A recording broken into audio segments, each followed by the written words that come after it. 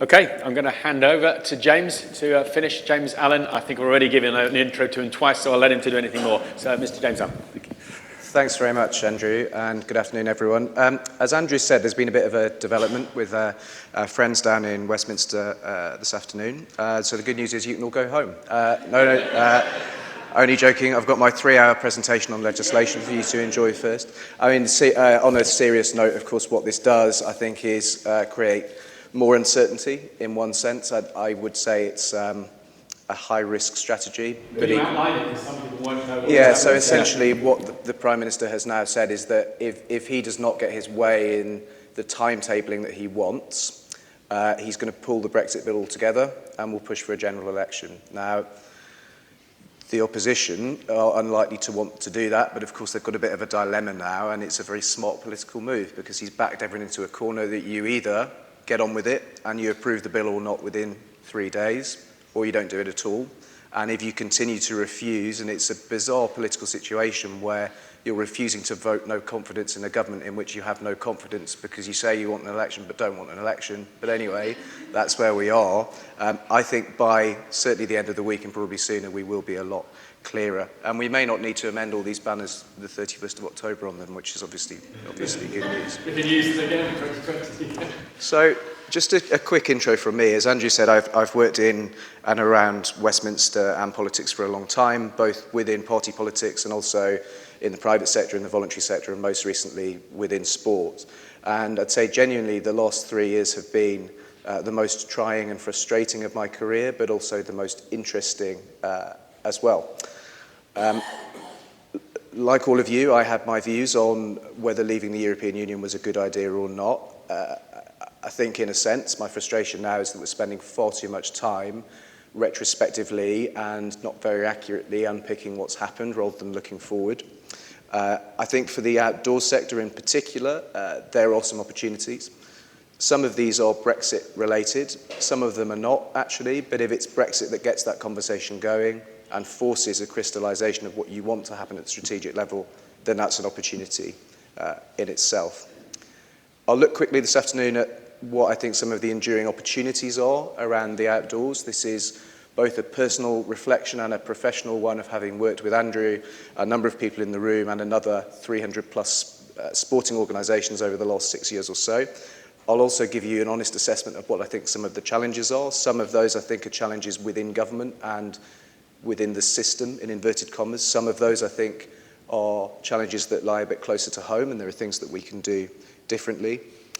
I'll outline some emerging asks that Andrew and I have worked with key stakeholders in government, a couple of people in the room and a number of other organisations as well, to try to bring a bit more cohesion and clarity to what it is that we actually want to happen. So how we can move beyond a vague sense of dissatisfaction that government doesn't really listen to us to a much more specific plan about what it is that we actually need and what we're going to contribute. First of all, some of the opportunities. I mean, the first one, this is a fairly obvious point, but whatever happens in Parliament this afternoon, whatever happens with Brexit over the next 14 months, the outdoors is still going to be there. Right? The world is not going to end. The amazing assets that we have, our beautiful outdoor spaces, our world-class assets, will be there. The things that make the outdoors great will be very largely, and in many cases, entirely unaffected by whatever happens with Brexit. Our coastline, our mountains, our beaches will be there. We also have a hugely privileged position in the diversity and the scale of what we offer, from our manufacturers, our outdoor sports organisations, our activity providers. The scale of what we offer is absolutely enormous. And so the starting point for me should be one of optimism and looking at the opportunities that are there. As a sector, we make a significant economic contribution, both directly as an employer, as a generator of inbound and domestic tourism. The outdoor specialist market, in terms of its retail value, is in excess of £1.2 billion. Our national parks alone generate £4 billion of additional value, and visitors in total to the outdoors in the UK spend around £17 billion every year. However, the much larger contribution, and one that I think we neglect and talk about far too little, is our indirect contribution. The difference that we make to local economies, to supply chain, the difference that we make to the level of productivity in the economy, sickness absence, and the well-being of the population is enormous.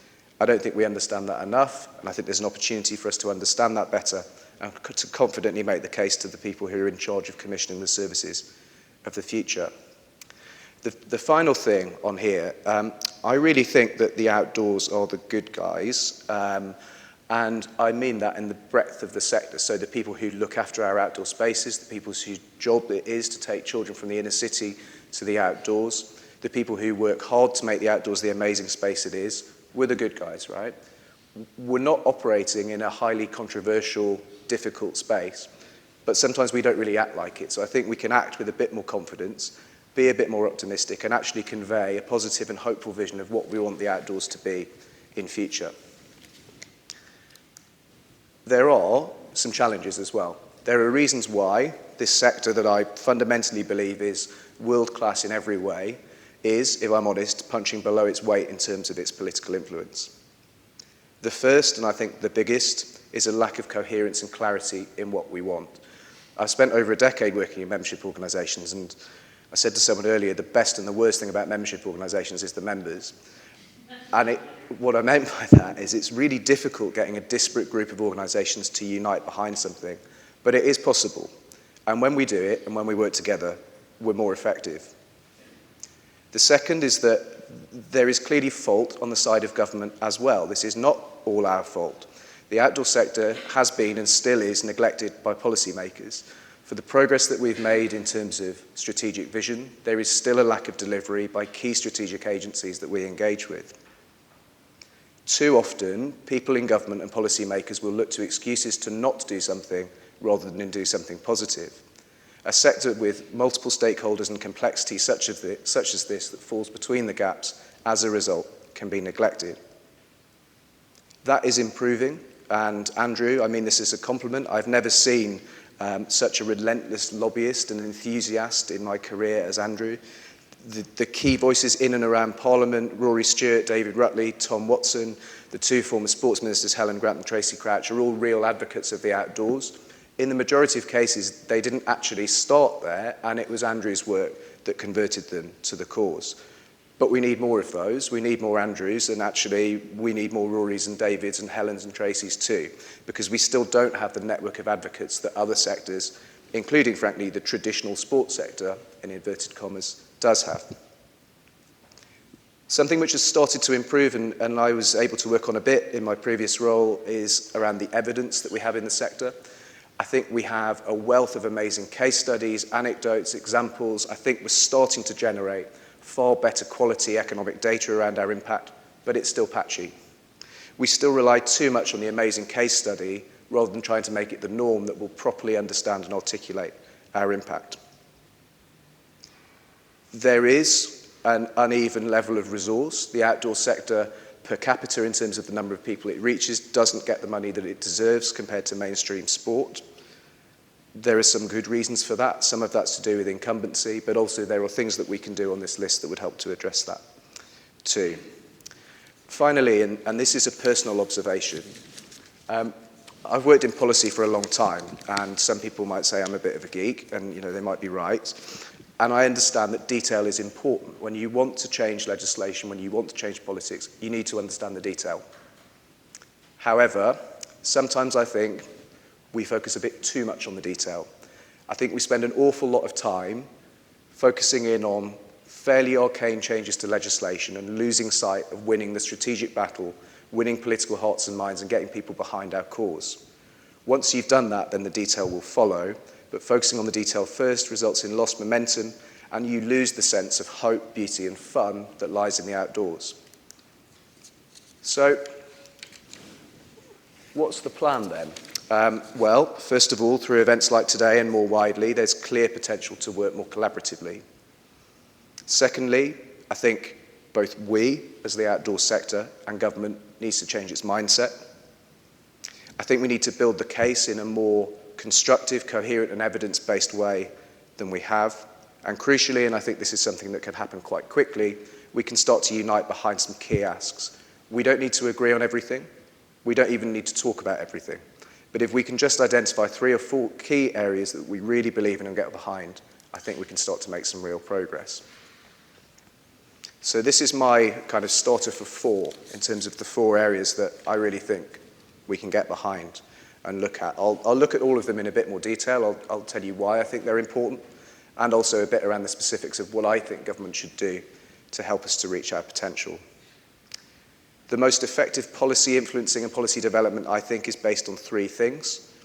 Realism, so being realistic about what you're asking for, making sure it's achievable, making sure you're clear about who can affect that change, costing what you ask for, and ideally also quantifying what the return on investment is. Basically, what am I going to get in return, which is the question that the politician and the commissioner will always ask you. Secondly, reasonableness. Are you being reasonable about how long this will take? Are you being reasonable and supportive in your approach to engagement?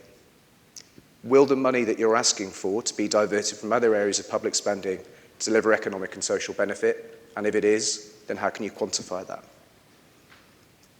Thirdly, mutual benefit's really important. I've seen dozens of organisations throughout my career go to government with shopping lists and they fail because no one wants to be on the receiving end of a constant list of criticisms and demands.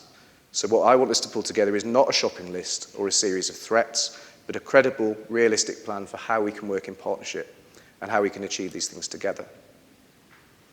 So the first of the 4 key areas that I'd really like us to make some progress on is the next generation. And there are 3 reasons why I think this is really important. The first is that from a business point of view, I think there is significant potential for market growth in this area. The second is that there are real policy opportunities. There isn't a lot of money in the system, but there are a number of pressing needs around the engagement of children and young people. Government needs help here, and there are a huge number of areas where we can provide that help. Thirdly, and I think most importantly for me, I think we've got a social responsibility to the next generation. I think the sports sector more generally has failed the current generation of children. I think we're in danger of continuing to do that. We live in a very wealthy society, but also one where 80% of children are not active enough. We live in a society where it's a legal requirement that children can swim 25 metres at the age of 11, but a third of them can't. And actually that rises to nearly 45% amongst the most deprived children, compared to only 14% of the most affluent. And that's a damning failure on what the system has delivered. So there's a social responsibility to do better for our young people. So what we actually want to happen, there are 4 things here that I think are the crucial points. There are others as well. The first is that actually legislation on its own doesn't solve problems, but enshrining a core right to an outdoor experience in law backed by a proper rigorous regime of inspection in care settings, schools and everywhere where young people are, I think would be a good start. The second is that we should be celebrating the quality and the safety of our offer and looking to expand it. The third is a swift implementation of the findings of the Glover Review. I'm sure that you'll be familiar with that. The really key ask in there is an outdoor residential experience for every young person, with the huge benefits that come to their mental health, their physical health, their resilience, and also their ability to work together and to work with people from different backgrounds. And thirdly, and I think most importantly for me, tackling the inequality of access that currently exists for our young people. The government's just published, as you may have seen, a school sport action plan. I have to say that the draft that came out is significantly better than an early draft I saw, which is good. But it's 24 pages long. The word outdoors is not mentioned once. There is one mention of active pursuits with no detail behind that. There is far more detail in that document around competitive sport, which frankly is already a really well-served market for kids who want to pursue that, and almost nothing that would interest and excite people in this room. And that's a failing, to fail to capitalise and use the outdoor assets that we have. When a recent piece of research, for example, from Plymouth University showed that 92% of children who are educated outdoors enjoyed it, and 79% of teachers said it made them better at their job. And this evidence comes out all the time, and yet still we're not making the progress that we should. In terms of the benefits to outdoor education and doing things together, the Paul Hamlin Foundation published a detailed report a few years ago showing not only a huge increase in confidence, resilience and well-being amongst the most deprived children, but also a huge improvement in cohesion and interpersonal relationships too. There's lots and lots of evidence out there that getting outdoors and doing it together is good for our young people. And I think the time's really come for that to be a proper, consistent offer which young people have an entitlement to, rather than a series of patchy, positive case studies. And secondly, we'd like some money, which I think is quite reasonable. There is a case for direct investment into the sector, but more interestingly, and I think there's a larger opportunity around this, for the sector to be properly commissioned at scale to deliver public services. The rationale for the inclusion is twofold. First of all, I really believe that there is a strong return on investment case to government through properly investing in the outdoor sector. And secondly, I've already identified a number of gaps and points of unfairness within the system that should be tackled through public policy. So what is it that we want? Well, the first, I think, is a slightly fairer go at actually bidding for funding from our key strategic agencies, both within government and outside, to at least move closer to genuine parity with the sports sector. The second is changes to the tax system. I still don't understand why, if I want to go and buy a jacket to cycle to work, I can use the cycle to work scheme, but why have I bought exactly the same kit to walk to work or run to work? I mean, I'd probably lie and say I've got a bike, but technically, I can't get the same tax benefits from that. I don't understand why it's fair to allow large companies to write off the cost of building a gym in their basement for their employees, but we do nothing for the small employer that's trying to do the right thing to get their workforce more active. And in fact, what we do is tell employees that that's a taxable benefit and we make it cost more money. So there are definitely things that we could do and address within the tax system to help. The third is direct investment. We are in a difficult period at the moment for the sector to properly fulfill its potential. I think there is a case for long-term direct investment to capacity building within the outdoor sector. But actually, I think the biggest opportunity is around commissioning. There are several policy areas in which I think the outdoors could play a much bigger role. I'll just use health as the case study this afternoon, where, for example, we know that there are significant benefits to green exercise. We know that being outdoors, and in fact a study of hospital patients showed us that just seeing the outdoors, which I can sort of do just beneath the blind, even seeing the outdoors is good for people. We also know that, put simply, the poorer you are, the less likely you are to be able to experience the outdoors, the less likely you are to be close to green space, the more likely you are as a result to suffer from poor health. And we know all of these things, and yet we don't meaningfully commission ecotherapy. We do almost nothing around that as a preventative health intervention. We see loads of examples of isolated good work where doctors will socially refer people or socially prescribe exercise or doing things outdoors, but that's not systematic. And finally, I think we need our health commissioners to be a little bit more reasonable, to repeat my term from earlier, around the evidence that they require. Because actually, if you're investing in a new drug or you're expecting the health service to commission pioneering new surgery, then I completely get, and actually I want them to be pretty restrictive on the evidence that's required.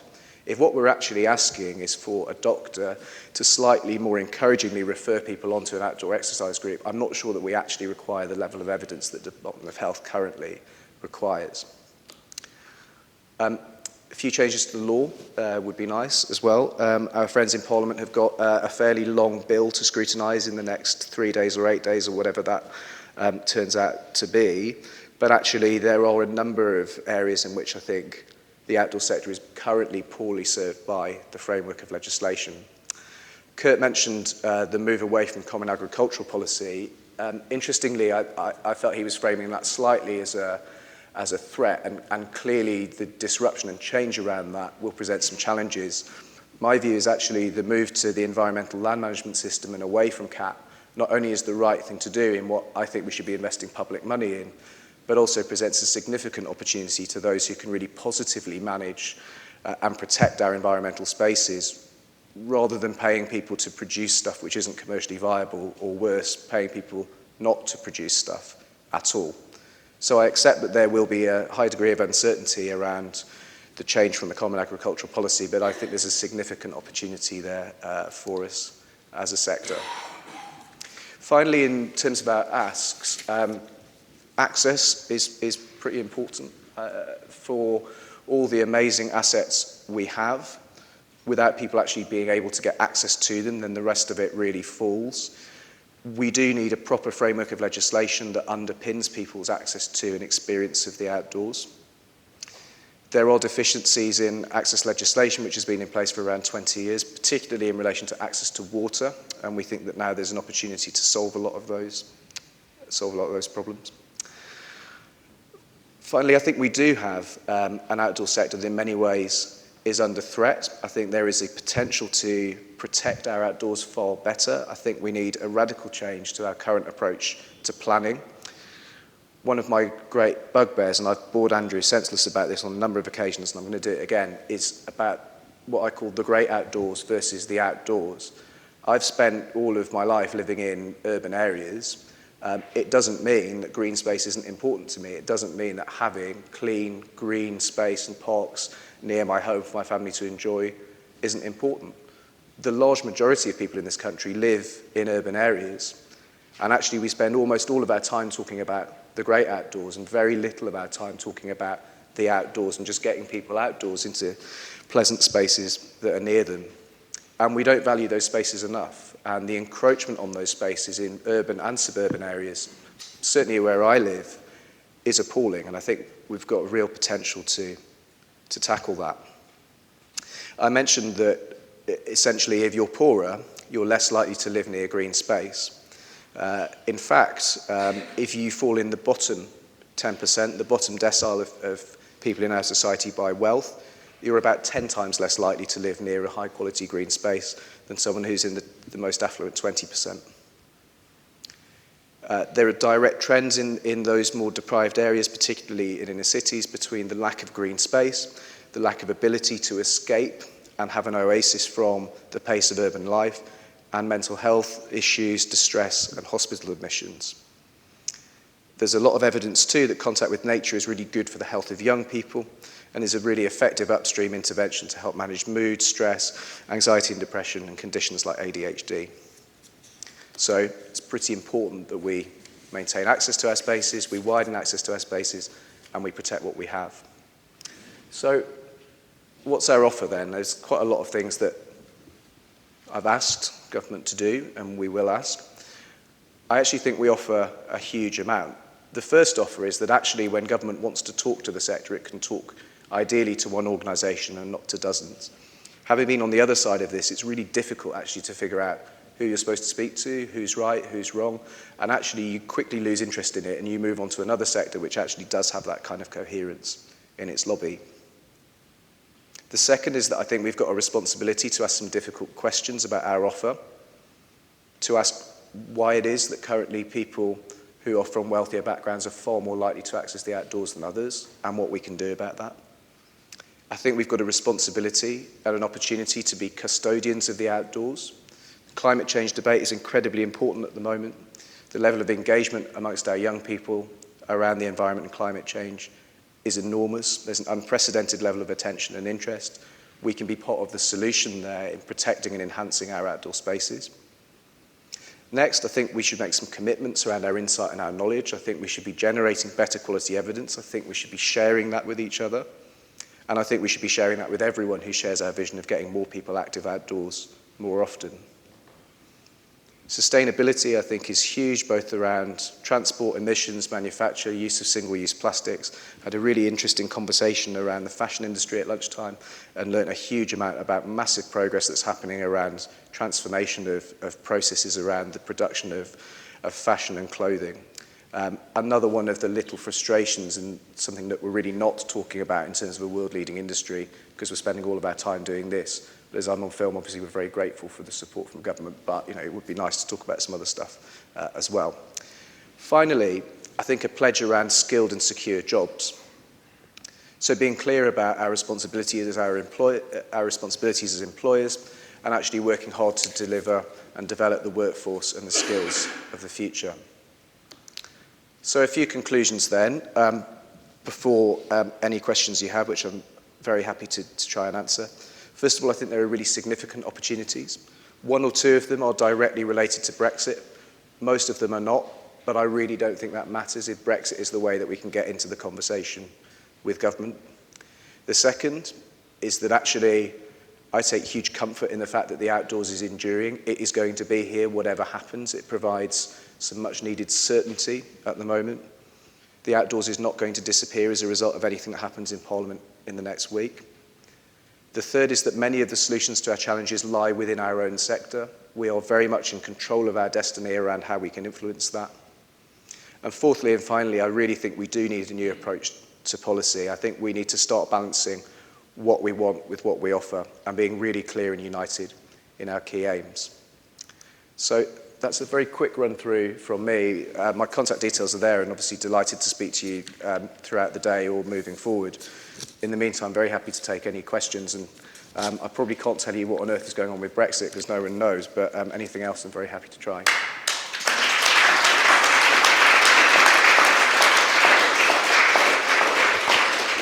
So I know that's less Brexit, but I think much more positive in many ways. Some of the people in the group that we pulled together with James. So this is another good example of what's the OIA ever done for me.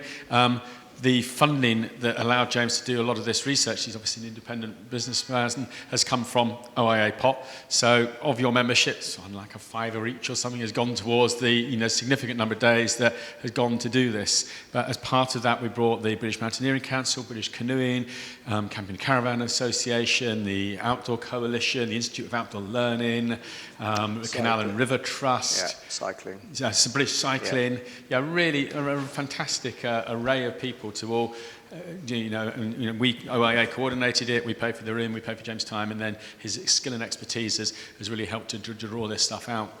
So it's a good example of why we do what we do. Anyone got any specific questions in this or areas of interest? I know it's not very Brexity, but it is our future. It is interesting.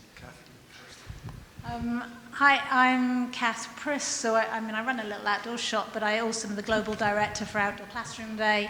And in London, we set up the London. I'm on the advisory board for the London National Park City, and we've got the London National Park City Schools Network, desperately in need of a bit of funding and investment, if anybody wants to talk to me afterwards. And in about half my time, we take inner city kids from Hackney camping, and I do monthly wild walks of adventures for children to take their parents on. These are things that I'm trying to showcase and encourage businesses across the country to sponsor in their local neighbourhoods. I'm only doing it on a very small scale for the adventures for children to take their parents on. It is massively successful. I've seen families, I've got one family, Hayley and her 2 kids, who last year came camping with us, and she was one of the 25% of London's families who never go to a green space less than once a month. She's now going every day. I do think this is far more important than Brexit. If we want to care about the environment in 25 years' time, kids have got to be getting outside and getting dirty. So please do help. And if anybody wants to talk about the children's stuff... Coming back to your shop as well and buying kits, and are you engaged in that passion and they become customers? Absolutely. Which is the other reason, apart from just the pure philanthropy, which we should be doing this. Yeah.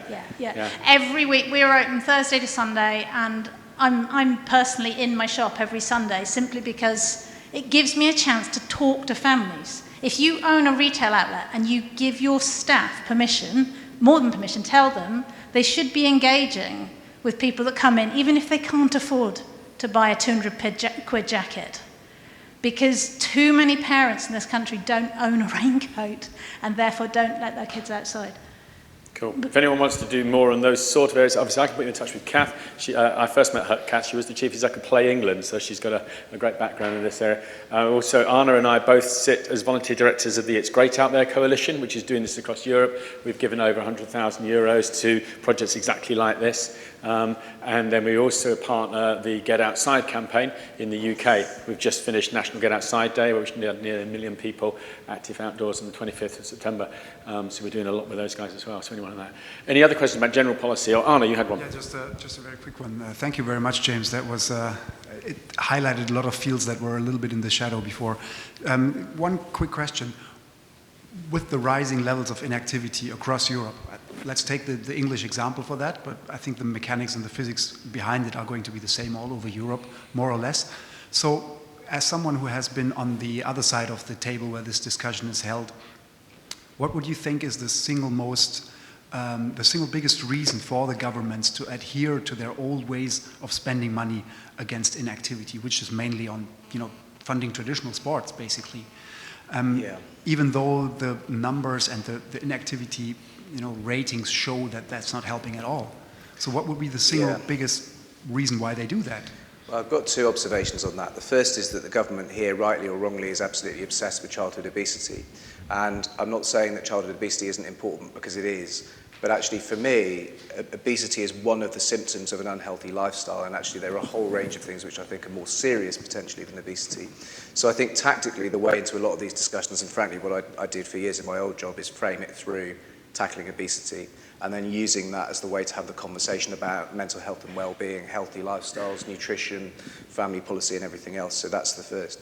The second, though, and this is a huge challenge, until we spend our money in a fundamentally different way, and the UK is not alone in this at all, until we actually invest properly in preventative services rather than waiting for things to go wrong and putting 98, 99% of our budgets into acute services, whether that's health or anything else, I don't really think this is going to change.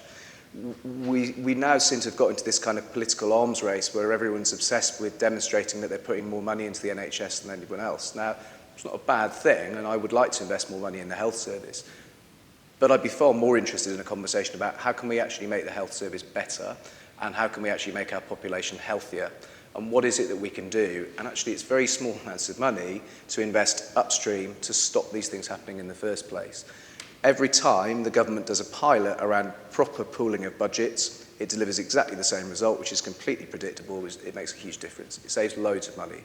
The problem is the way we structure it at the moment, we put all of the money in at the acute end, we silo our public services, and then we let commissioners have a fight with each other about who's getting more money, and completely lose sight of what the overall cost of those services is, and actually what the quality of those services is. So there's a tactical thing there, and a much longer term, more ambitious strategic thing, and I suspect it's in the latter that if we can start to unlock that, we'd actually make some real progress. You raise a very interesting point, and one I completely agree with, in terms of the short-termism of how people view policy. There is, and you talk about the fundamental need to shift to a longer-term view. Do you think people are actually engaging with that, and what is the things that we can enable to get a catalyst towards it? I think politicians are genuinely starting to engage with it now, and I think that's because short-termism has always been a problem. And when it was 30 or 40, 50 years away that actually we're going to bankrupt the health service, you always knew that was going to be someone else's problem. Actually now, the kind of graph of doom around adult social care and the cost of type 2 diabetes is saying that actually within about 5 to 8 years, unless we do something pretty fundamental, we're not going to have money for anything apart from adult social care and dealing with type 2 diabetes. So weirdly, the fact that it's so bad is actually probably helping the conversation, because that's now not a theoretical 10, 20, 30, 40 years away. It's potentially next decade or a bit more. So I think that's probably where more interest is coming. I've never had, and I've banged on about this in loads of jobs for years, I've never had anyone, MP, official, special advisor or anyone ever say, actually, you're wrong and this is a bad idea.